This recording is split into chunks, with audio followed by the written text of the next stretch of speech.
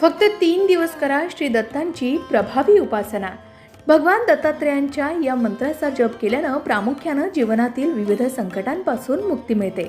म्हणून यासाठी दिगंबरा दिगंबरा श्रीपाद वल्लभ दिगंबरा किंवा ओम द्राम दत्तात्रेय नमः किंवा ओम दिगंबराय विद्महे योगीश्वराय धीमहि तन्नो दत्त प्रचोदयात या मंत्राचा स्फटिकाच्या जपमाळेनं 108 वेळा जप करावा।